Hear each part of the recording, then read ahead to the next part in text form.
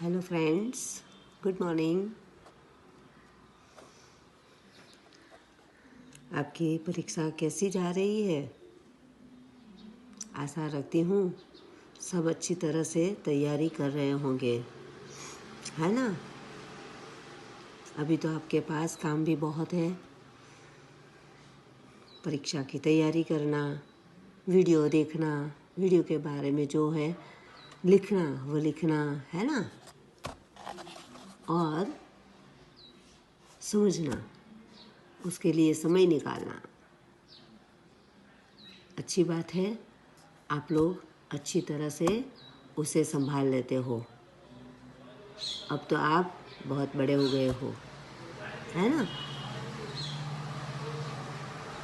आपके गए हुए पेपर अच्छे गए होंगे और जो बाकी है वह पेपर भी आपके अच्छे जाए, ऐसी मेरी शुभकामना। All the best. बच्चों, हमने ऐसे 1 के लेसन नंबर 1 से 9 कंप्लीट कर दिए हैं, बराबर। आपने भी आपकी नोट के अंदर लिख लिया होगा। मैं आपके पास से कभी भी नोट मंगवाऊंगी जो आपको दिखानी होगी। तो जिनकी भी नोट बाकी है वह कंप्लीट कर देना। अभी नहीं, आपकी ये 12 तारीख की परीक्षा ख़त्म हो जाए बाद में, बराबर। 12 तारीख हमारा पेपर है, हिंदी पेपर। उनमें लेसन नंबर 8 और 9 दोनों हैं।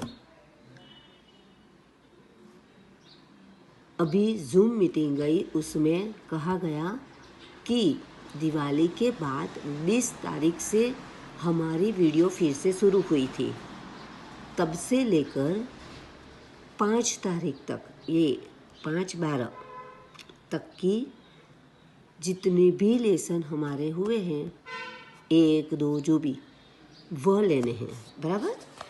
तो हमारा 20 तारीख से शुरू हुआ, तब 8वां लेसन चल रहा था।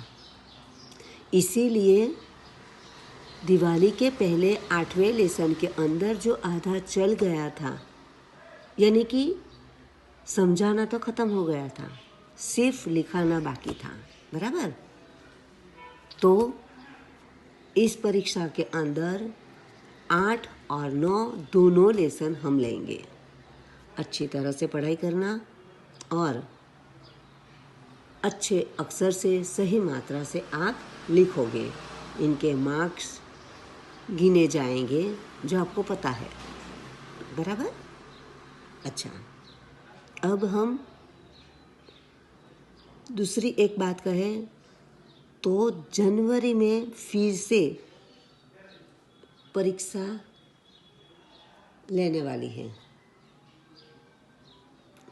तो उस परीक्षा आपको टीचर ने बताया होगा कुछ अलग तरह से लेने वाले हैं।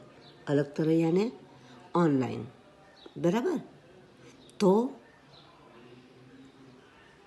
उस लेसन के अंदर उस परीक्षा के अंदर आपके ऐसे 1 के 9 लेसन और ऐसे 2 के अंदर जितने भी चले, यानी कि इस दिसंबर तक, दिसंबर की 31 तारीख तक जितना भी हो जाए उतना अभ्यासक्रम लेना है, बराबर। तो आज हम हमारे ऐसे 2 के पहले लेसन पर जाएंगे।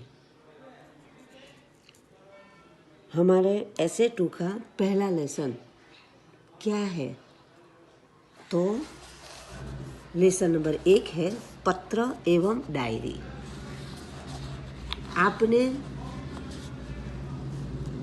पत्र देखे होंगे। अभी तो मोबाइल, लैपटॉप का ज़माना है, तो हो सकता है बहुत सारे बच्चे ने पत्र नहीं देखे होंगे, बराबर। तो पत्र के बारे में भी आपको पता नहीं होगा। फिर भी 5वीं कक्षा से आप पत्र लिखते आए हो, इसीलिए पत्र देखा नहीं है पर लिखा तो है ही। आप जब 5वीं कक्षा में थे तब पत्र की जो विगत थी, यानी कि कौन लिखता है, किससे लिखता है, ये सब लिखने वाले का पता या जो कुछ भी लिखना था हम दाईं ओर लिखते थे, यानी कि गुजराती में जमणी बाजू लगता था, बराबर। अब थोड़ा व्याकरण विभाग ने सुधार किया है और उस सुधार के हिसाब से हमें सब किसने लिखा, किसको लिखा, किस लिए लिखा, यानी कि संबंध जो कुछ भी लिखना है, दिनांक या जो भी है, वो हमें बाईं ओर लिखना है, यानी कि गुजराती में डाबी बाजू। आप जो दाईं ओर लिखोगे तो आपका गलत होगा, आपके मार्क्स कट हो जाएंगे, चाहे वो सही क्यों ना हो, बराबर।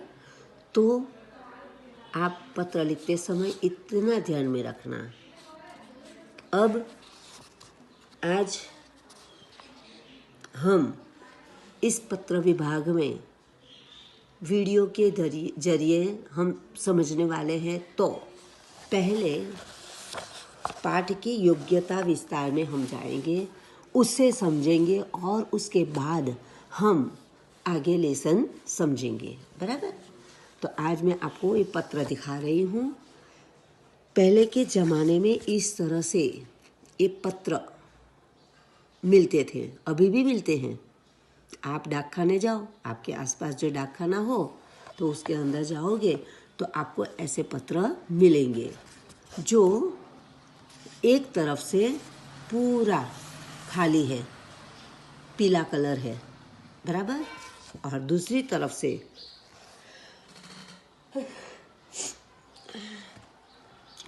तरफ से आधे भाग के अंदर पता लिखने की जगह है और बाकी का भाग में जो लिखना आपका बाकी है वो लिख सकते हो, बराबर।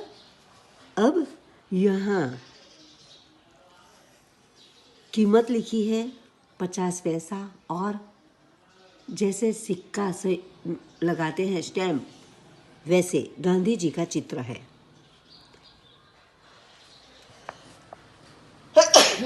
सॉरी। नीचे आपका पता लिखना है और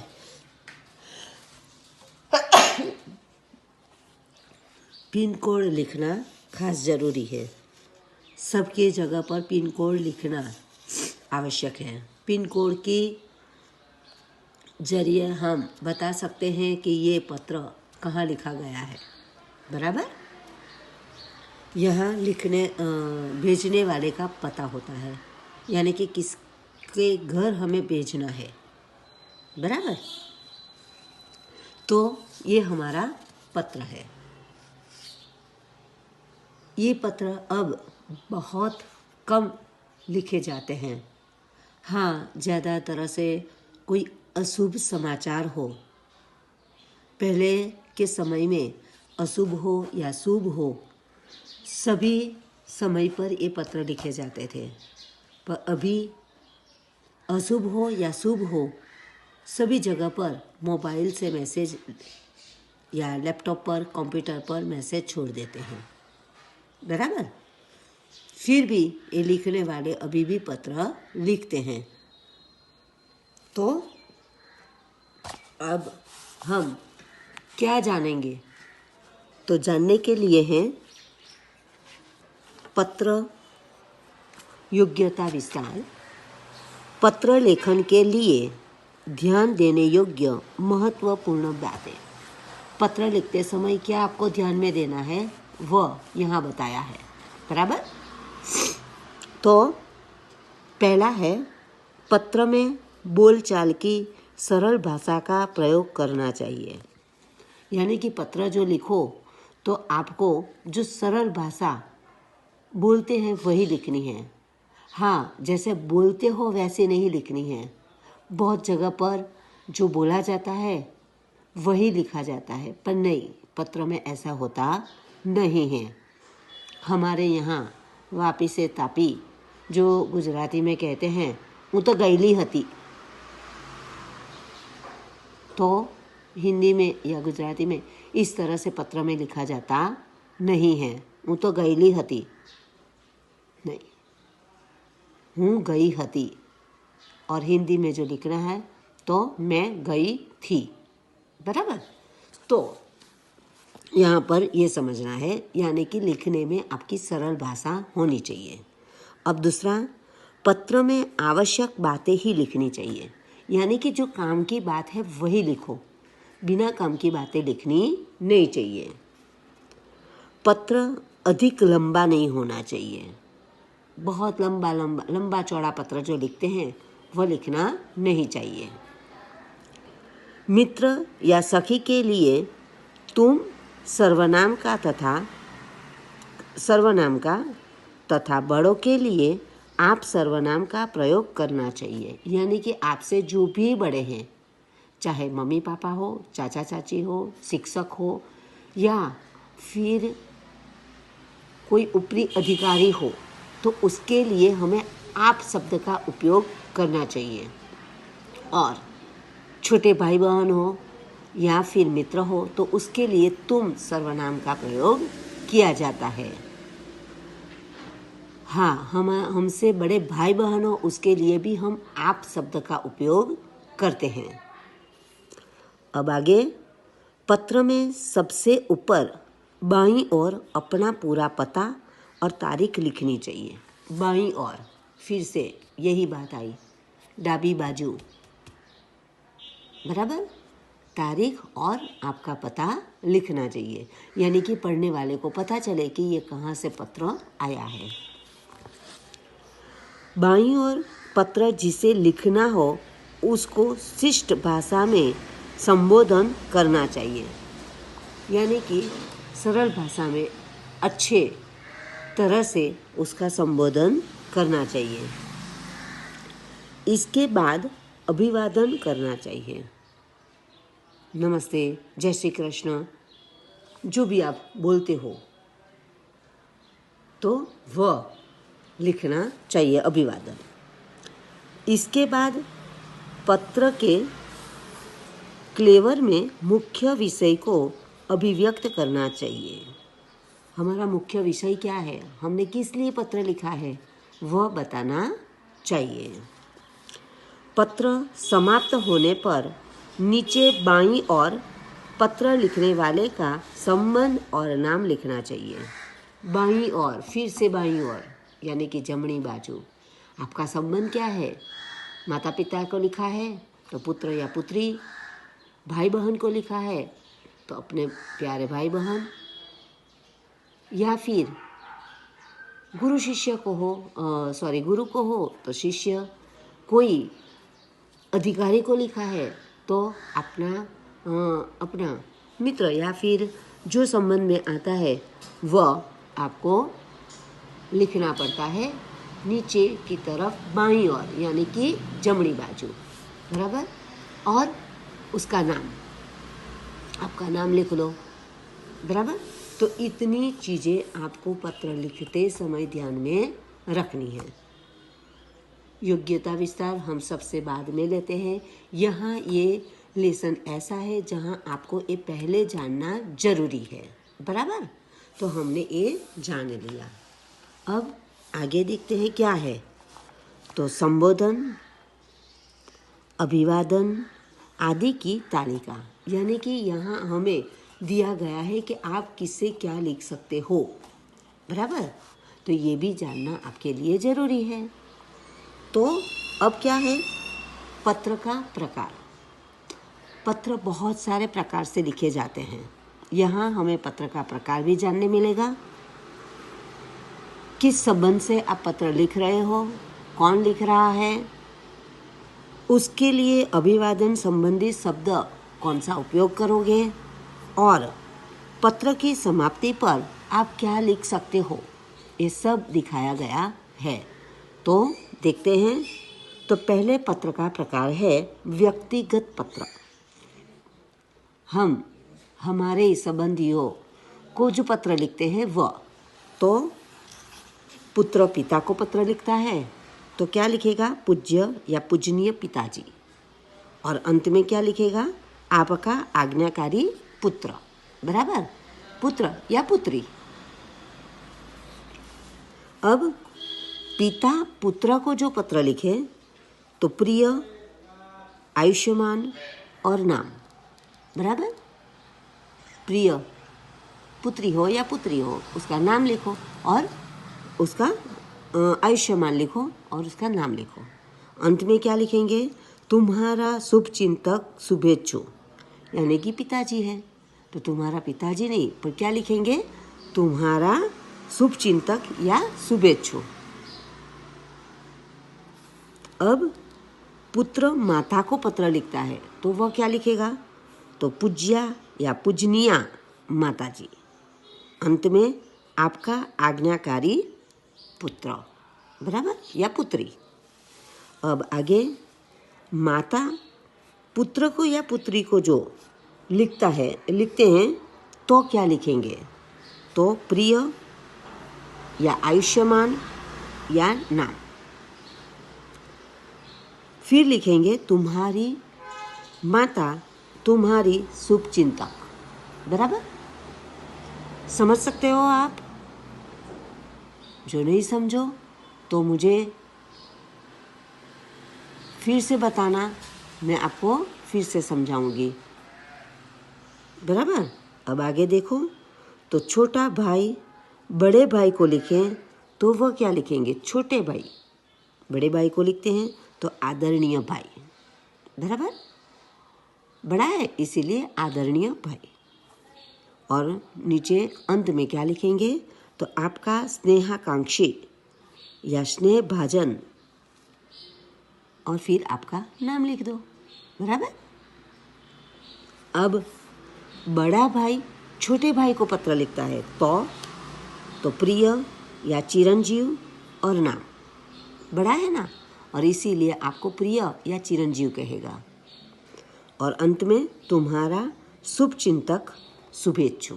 जैसे माता पिता लिखते हैं वैसे ही माता पिता की जगह वो है, इसीलिए शुभ चिंतक या शुभेच्छु, बराबर। अब बड़ा भाई छोटी बहन को लिखे तो प्रिय या आयुष्यमती और नाम। और अंत में लिखेंगे तुम्हारा शुभ चिंतक या शुभेच्छु, बराबर। यहाँ बड़ा भाई है, बड़ी बहन है, जो भी है जो अपनी बहन को लिखे तो एक दूसरे को लिखते समय आपको ये ध्यान में रखना है। जरूरी नहीं है कि भाई ही बहन को लिखे, बहन ही भी भाई को लिखती हैं, बहन बहन को लिखती हैं, भाई भाई को लिखते हैं, बराबर।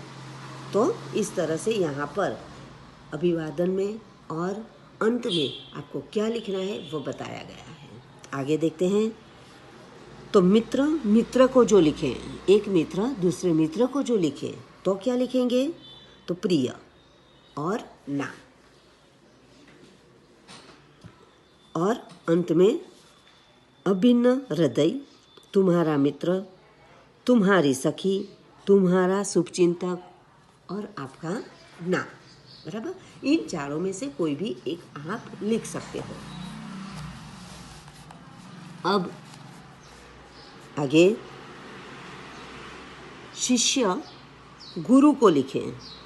समझ लो कि मैं आपको लिखूं तो मैं क्या लिखूंगी? पूजनीय श्रद्धेय गुरुजी। मैंने कुछ गलत कहा यहाँ पर? आपको समझ में आई बात? हाँ, गलत कहा। क्या गलत कहा मैंने? मैं आपको लिखूंगी तो पूजनीय लिखूंगी? नहीं, आप मुझे लिखोगे तो पूजनीय लिखोगे, बराबर। तो शिष्य गुरु जी को पत्र लिखता है, यानी कि आप मुझे लिखोगे तब। देखो यहाँ पर इसी तरह से आप मार खा जाओगे जो ध्यान नहीं दोगे तो, बराबर। तो पूजनीय श्रद्धेय गुरुजी, दो में से कुछ भी लिख सकते हो। अंत में क्या लिखोगे? आपका आज्ञाकारी शिष्य या शिष्या, आपका स्नेहभाजन। बराबर। अब गुरुजी शिष्या को लिख रही है, यानी कि मैं आपको लिखूं तो मैं क्या लिखूंगी? तो मैं लिखूंगी चिरंजीव। जैसे आपके माता पिता, बड़े भाई बहन जो लिखते थे चिरंजीव और नाम, वैसे ही मुझे भी आपका नाम या चिरंजीव लिखना है। और फिर अंत में तुम्हारा शुभाकांक्षी, शुभ चिंतक। बराबर। तो ये हमारे व्यक्तिगत पत्र लिखने की विगत थी। किन्हें क्या लिखना है, कैसे लिखना है, अंत में क्या लिखना है, वह है। बराबर। तो ये हमारे व्यक्तिगत पत्र की चर्चा हुई। अब आगे देखते हैं, आगे क्या है?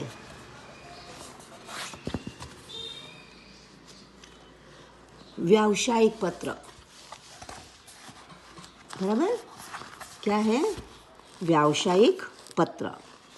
तो व्यावसायिक पत्र यानी धंधादारी जो पत्र लिखते हैं वह।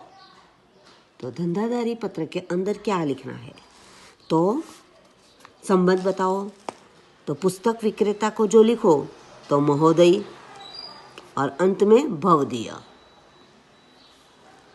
जो बैंक मैनेजर को लिखना हो तो महोदय और भवदीय। व्यापारी या दुकानदार को लिखना हो तो श्रीमान प्रबंधक, वो प्रबंध करते हैं ना, इसीलिए श्रीमान प्रबंधक और भवदीय।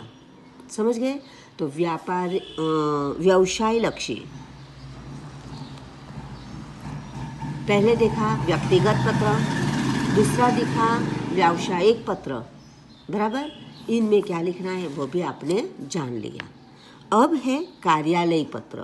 कार्यालय पत्र यानी कोई ऑफिस में लिखना हो, कोई स्कूल में लिखना हो तो क्या लिखोगे? तो किसी विभाग के अधिकारी को लिखना हो तो मान्यवर, मान्यवर महोदय, दो में से कुछ भी लिख सकते हो। और फिर अंत में लिखोगे भवदीय, निवेदक, प्रार्थी या विनीत, कुछ भी लिख सकते हो आप। बराबर। अब आगे समाचार पत्र के संपादक को लिखना हो, समाचार के संपादक पत्र को लिखना हो तो क्या करोगे? तो श्रीमान संपादक महोदय, ये लिखोगे। और अंत में भवदीय या निवेदक, आपको निवेदन करने वाला, निवेदक। बराबर। अब चौथा पत्र है प्रार्थना पत्र। किसी को प्रार्थना करनी है, आवेदन करना है, विनंती करनी है तो ये प्रार्थना पत्र लिखा जाता है। तो उस किसको लिखेंगे? तो प्रधानाचार्य को, यानी कि पाठशाला में प्रिंसिपल को। तो वहाँ क्या लिखोगे? श्रीमान प्रधानाचार्य महोदय। जो यहाँ पर पुरुष हो तो प्रधानाचार्य लिखते हो और महोदय लिखते हो, पर स्त्री हो तो जैसे कि हमारे स्कूल में हमारे प्रिंसिपल मैडम हैं तो उन्हें क्या लिखोगे? तो उन्हें लिखोगे श्रीमान श्रीमती प्रधानाचार्या महोदया। पता चला आपको? प्रधानाचार्या महोदया, और श्रीमान की जगह श्रीमती। बराबर। और अंत में क्या लिखोगे? विनीत, प्रार्थी, कृपाकांक्षी, आपका आज्ञाकारी शिष्य, जो लड़की हो तो शिष्या, आपकी आज्ञाकारिणी शिष्या। बराबर। तो ये हुआ। अब आगे किसी अधिकारी को लिखना है, प्रार्थना करनी पड़ती है अधिकारी को भी। बराबर। विनती करनी पड़ती है तो कुछ अधिकारी को लिखे तो क्या लिखेंगे? मान्यवर महोदय, मान्यवर महोदय। फिर निवेदक, अंत में क्या? निवेदक, प्रार्थी, प्रार्थी यानी प्रार्थना करने वाला, प्रार्थी, विनीत और निवेदिका। बराबर। तो ये हमारी पत्र लिखने की विगत है। कितने पत्र हमने देखे? व्यक्तिगत पत्र, व्यावसायिक पत्र, कार्यालयी पत्र और प्रार्थना पत्र। ये 4 पत्र के प्रकार हैं जो आपको अलग अलग तरह से अलग अलग लोगों को लिखने पड़ते हैं। तो आपको कहाँ क्या कैसे लिखना है वो आपने समझा। अब आज हम इतना ही समझेंगे।